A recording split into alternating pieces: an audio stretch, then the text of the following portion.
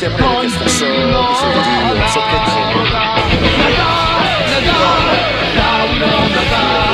또 위원장한테 전화를 받으려고 돼 있는데 수사에 방해가 된다고 생각하지 않고요?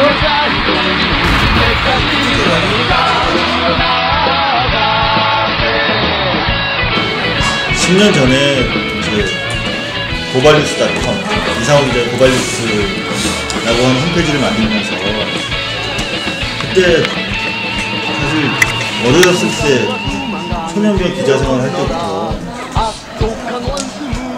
너무 많은 사람을 구속시켰거든요. 그리고 너무 많은 사람을 다친 걸 봤고, 근데 내가 도대체 이 기자직을 왜 하는 건지 되게 회의가 될 때가 많았어요. 그래서 내가 그 홈페이지에도 담아놓은 얘기지만 내 국민의 산물이에요. 그러니까 고발은 사람에 대한 징후가 아니라 사회에 대한 사람입니다.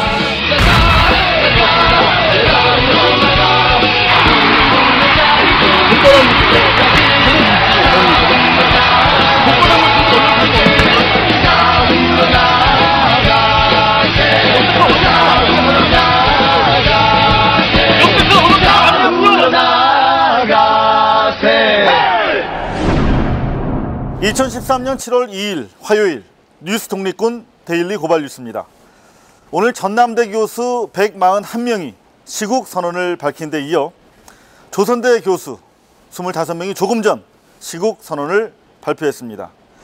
조선대 교수들은 그동안 성명들이 국정원 규탄과 박근혜 대통령의 사과를 요구하고 있는데 반해 처음으로 대통령의 하야와 정권 퇴진을 요구하고 나섰습니다. 일신상 위해가 우려되는데도 중대한 결단을 하고 나선 25분의 교수들을 대신해서 뉴스 마지막 부분에 이분들의 요구사항을 직접 낭독해 드리도록 하겠습니다. 이 프로그램은 어제보다 34분 늘었네요. 감사합니다. 모두 3,983분의 고발뉴스 정기구독 후원자 제공입니다. NLL 기사 때문에 부정선거 기사가 사라지고 있습니다. 어젯밤 국정원 직원 불법 감금 혐의로 민주당 조직국장이 체포됐다는 소식이 있었는데요. 거의 언론의 주목을 받지 못했습니다. 이른바 셀프 감금 사건인데요. 이 사건은 국정원이 동원된 부정선거가 세상에 드러난 역사적 사건이기에 중요합니다. 이 중요한 사건이 얼마나 엉터리로 수사가 이루어지고 있는지 친절하게 고발해 드리도록 하겠습니다. 아따 전라디언들 전부 뒤져버려야 한단께. 5.18 아는 사람 다 알잖아. 간첩들이 폭동 일으켰다는 거. 홍호 종자 전라디언들은 죽여버려야 한다. 일베가 아닙니다. 국민이 월급을 주는 국정원 직원들이 인터넷에 올린 글들이 속속 추가로 드러나고 있는 것입니다.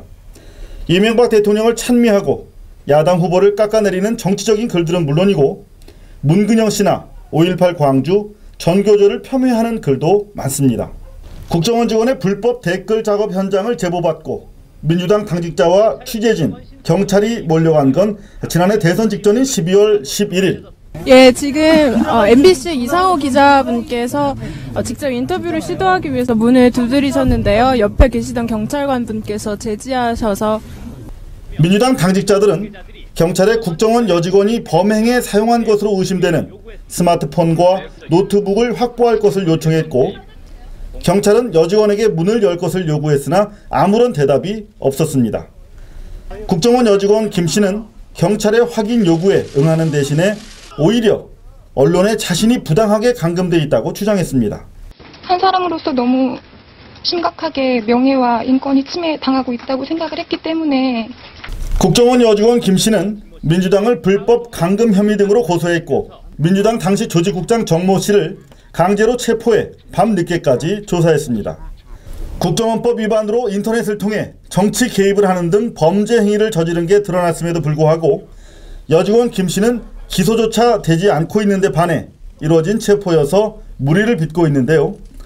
향후 국정조사 내용에도 여직원 감금 사건이 포함돼 있어 새누리당 측의 정치 공세는 계속될 전망입니다. 그럼 과연 김 씨는 감금된 게 맞을까요? 조사를 받고 나온 정 씨는 절대 감금하지 않았다. 부정선거 현장에 대해 경찰의 증거 확보를 촉구하는 과정에서 국정원 직원이 응하지 않아서 불가피하게 대치가 길어진 것뿐이다 라고 말합니다. 사건 당일 저희 고발뉴스 취재팀 역시 처음부터 끝까지 현장을 지켰는데요. 감금됐다고 주장했던 국정원 여직원은 기자의 인터뷰 요구에 구조 요청을 비롯해 아무런 대답도 하지 않았습니다. MBC 이상호 기자입니다. 국정원 직원 같은데 나와서 당당하게 국민들한테 밝히세요. 처음부터 나올 의사가 없었던 겁니다. 감금된 게 아니라 반대로 숨어 있었던 겁니다. 때문에 바로 문 앞에 경찰이 있었는데도 감금을 주장하던 국정원 직원은 간단한 신원 요구조차 응하지 않았던 겁니다. 일단 제보자가 국정원 직원이 안에서 있다고 했으면 신원 확인을 해줘야 되는 거 아니에요, 경찰? 어디 가요? 경찰 어디 가요? 예. 문은 아직 안 열렸어요. 일단 체크하고. 그냥 가지고 올게요. 확인이 안 되네요. 확인하고 가야죠. 감금죄가 되려면 나오려는 의사가 있는 사람을 못 나오게 하는 것이 감금죄입니다. 그런데 국정원 여직원 같은 경우는 오히려 바깥에서 나와 달라고 함에도 불구하고 스스로가 안 나온 거기 때문에 감금죄의 개념에 해당하지 않습니다. 국정원 여직원 김 씨는 국정원 선거 개입 사실을 은폐하기 위해서 상부의 지시에 따라서 방 안에 숨은 것으로 추정됩니다.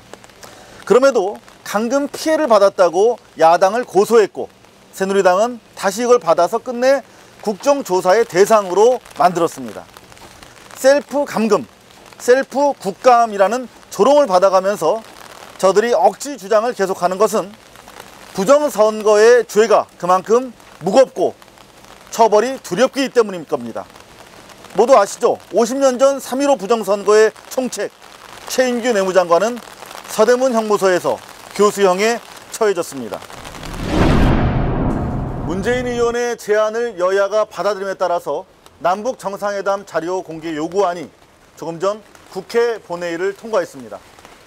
국가기록원은 2007년 남북 정상 간의 회의록과 녹음 기록 등 일체의 자료를 국회에 제출해야 합니다. 막판까지 여당의 NLL 공세를 정면 돌파하기 위한 불가피한 조치였다 하는 의견과 그래도 피했어야만 했다는 신중론이 팽팽하게 맞섰습니다. 새누리당의 NLL 정치 공세에 내내 수세적 대응에 그쳤던 민주당 문재인 의원이 결국 고강도 승부수를 던졌습니다. 국가기록원에 있는 기록을 모두 꺼내보고 NLL 포기 논란을 둘러싼 국론 분열을 끝내자. 만일 NLL 논란에 대한 노무현 대통령과 참여정부의 입장이 북한과 같은 것이었던 것으로 드러나면 사과는 물론 정치를 그만두는 것으로 책임을 지겠다. 지난 30일 일요일 오후 3시 문재인 의원은 이 같은 내용을 담은 새누리당에 제안합니다라는 제목의 글을 자신의 블로그에 전격 게재했습니다. 그러면 반대급부는 무엇일까? 만일 문 의원 자신의 주장이 사실로 확인되면 새누리당은 NLL 포기는 오해였다고 사과한 뒤 14정상선언을 이행하기만 하면 된다고 밝혔습니다. 서울대 조국 교수가 재빨리 페이스북에 의견을 올렸는데요. 문재인 의원이 새누리당에 역공을 가했다며 이번 성명으로 투사의 이미지가 약했던 문 의원이 변화하고 있다고 긍정적으로 평가했습니다.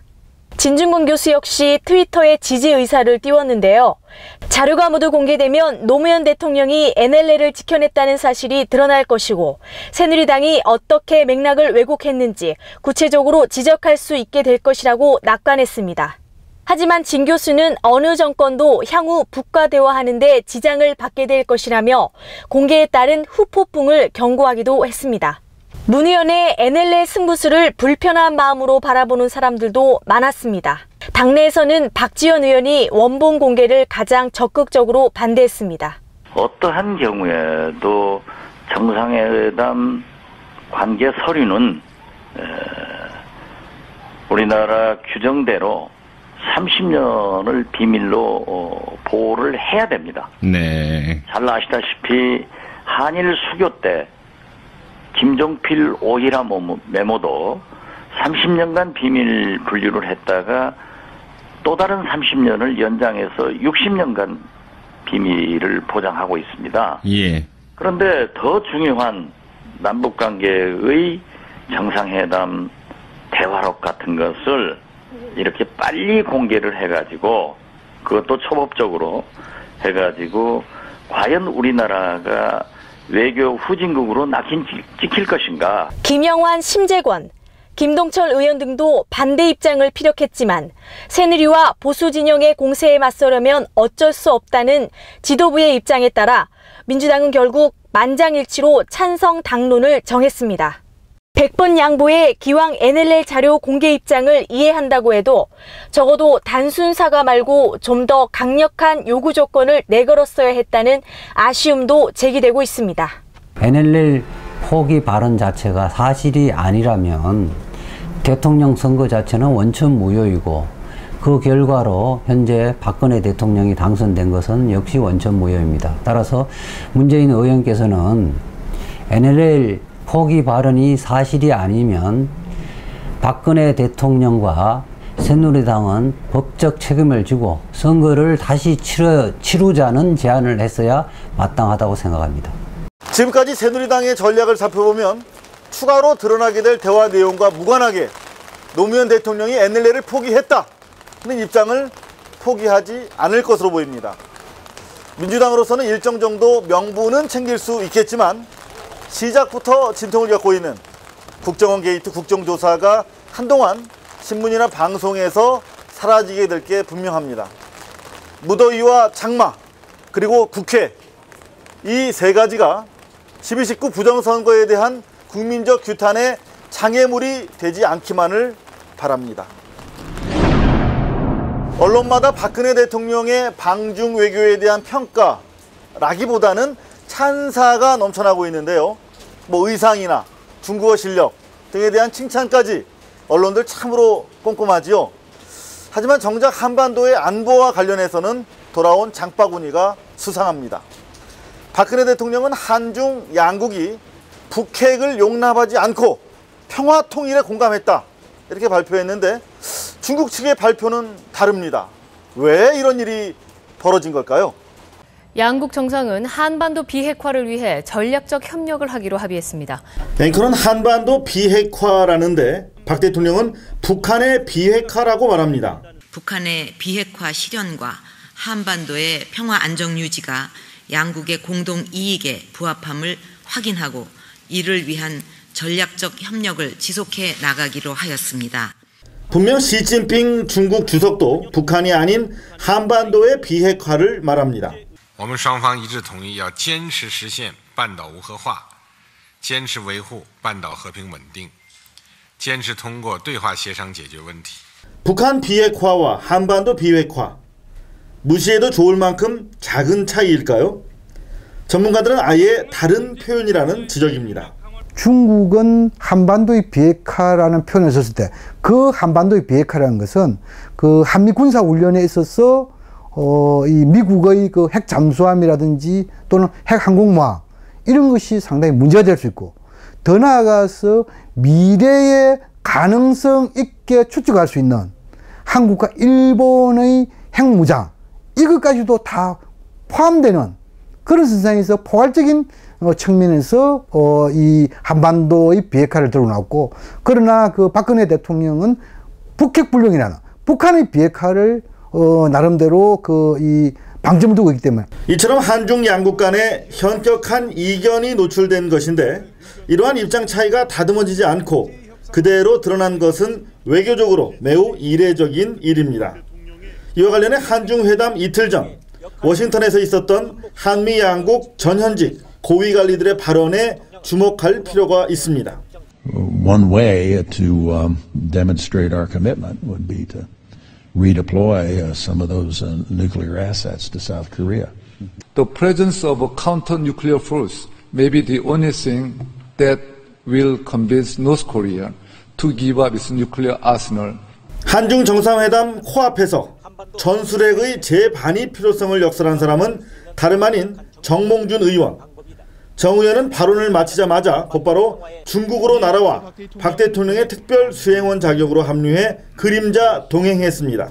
앞으로 이 비핵화하는 과정에서 한중 간에 또는 한미중 간에 더나 육자 관련국 사이에 상당 부분 진통이 예상된다. 그런 측면에서 앞으로 이 부분도 철저히 대비가 필요하다고 생각됩니다. 북핵 문제에 대한 이견 외에도 한반도 통일에 대해서도 우리는 평화통일, 중국 측은 자주적 평화통일이라고 말해서 이견을 드러냈는데요. 이 역시 북한에 대한 중국의 배려가 반영된 결과로 해석됩니다. 과거 탈북자 문제로 오랜 교착 상태에 빠졌었죠. MB정부와는 달리 박근혜 대통령 이번 방중을 통해서 양국 외교장관 핫라인을 설치하는 등 다소 진전된 성과를 보여준 게 분명합니다. 하지만 공영방송을 비롯한 조중동의 성과 부풀리기는 작은 성취마저 언제든 물거품으로 만들 수 있는 먹기 좋은 독약이라는 사실 잊으면 안 되겠습니다. 19세기 말 설립된 연세대학은 일제치하 윤동주와 독재치하 이한열 등 사회적 책임의식에 입각한 수많은 지식인을 배출해 왔습니다. 여기에는 진리가 너희를 자유케 하리라 는 기독교 건학 이념이 큰 역할을 했을 텐데요. 연세대 이사회가 한국 교회의 이사회 참여를 제한하는 내용의 정관을 통과시켜서 사실상 학교를 빼앗았다 하는 주장이 제기되고 있습니다. 20년 넘게 이사장으로 장기 집권한 조선일보 방우영 회장이 연세대를 사실상 사유화했다는 불만도 터져나오고 있습니다. 기독교 4개 평신도 연합단체장들은 오늘 오전 서울 연지동 기독교회관에 모여 연세대학교의 설립 정신 회복을 위한 기독교 대책위원회를 발족했습니다. 우리 평신도 대표들은 앞으로 1천만 성도와 더불어 연세대학교 설립 정신을 되찾기 위해 할 수 있는 모든 역량을 투여하며 뜨거운 기도로 협력할 것입니다. 이들은 조선일보 방우영 회장 측이 군사작전을 감행하듯 이사회 정관을 변경했다고 목소리를 높였습니다. 연세대학교 이사회는 학교를 운영하는 기본 헌법인 이사회 정관에서 한국교회의 책임을 완전히 무시하고 삭제해버렸습니다. 그것도 연세대학교의 설립자 자격을 지니고 있는 한국교회와는 단 한마디의 상의도 없이 전격적으로 처리한 것입니다. 이것은 명백한 탈취입니다. 더욱이 정관을 변경한 과정을 보면 연세대 이사회는 정관 변경을 위해 비밀리에 모든 작업을 계획하였고 군사작전하듯이 진행하였습니다. 관련된 소송이 진행 중이기는 하지만 현재 1심에서 패소한 뒤 항소심이 진행 중인 상황입니다. 이사회 측은 법적으로 문제가 없다는 입장이지만 연세대학을 사적기관에서 공적기관으로 되돌리겠다는 대책위원회의 입장도 단호합니다. 연세대학교도 개인의 사학이 아님에도 불구하고 그동안 너무 오랫동안 방우영 이사장이 20여 년을 그 이사장을 하면서 독점 체제를 만들었고 자기 측근들을 요소요소에 심음으로써 법적으로는 아니지만 내용적으로 사유화 현상을 나타내고 있었습니다. 이번에 이사장에서 물러나긴 했지만 또다시 이사장을 이사가 된 지 2달밖에 안 된 자기 측근을 내세움으로써 형식적으로는 이사장이 물러났지만 아직도 연세대학교 이사회를 방우영 전 이사장이 장악하고 있는 것으로 저는 보고 있고 앞으로도 그 안에 몇 소수의 사람들이 돌아가면서 계속 이사회를 함으로써 몇 사람들의 이해관계를 관철시키는 이사회가 될 것이기 때문에 우려하고 있는 것이고 여기에서 한국교회는 공적인 연세대학교를 만들기 위해서 정관을 새롭게 변경해야 된다고 주장하는 것입니다.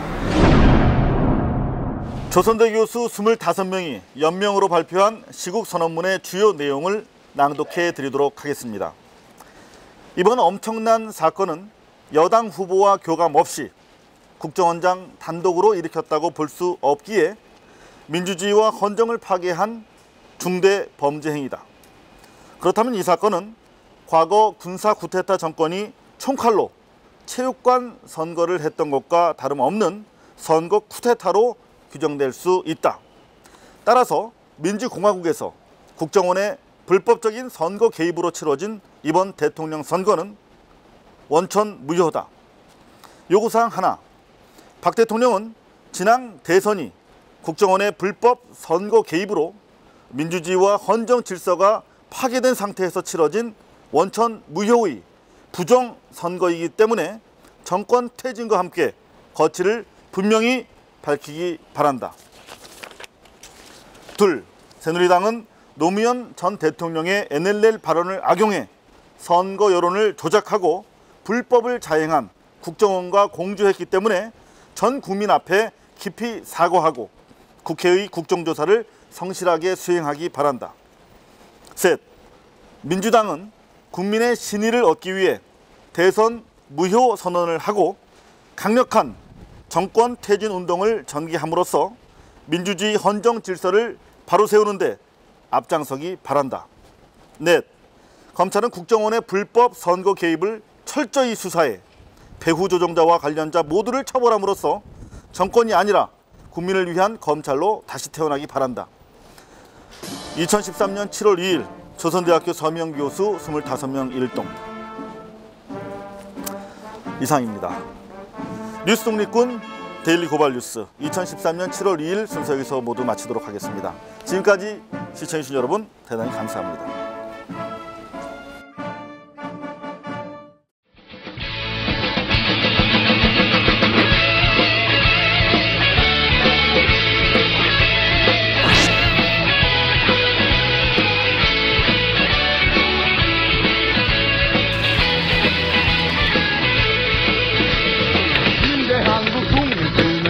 용사야 조국의 부르심은 네가 아느냐. MBC 본사에 계셨을 때는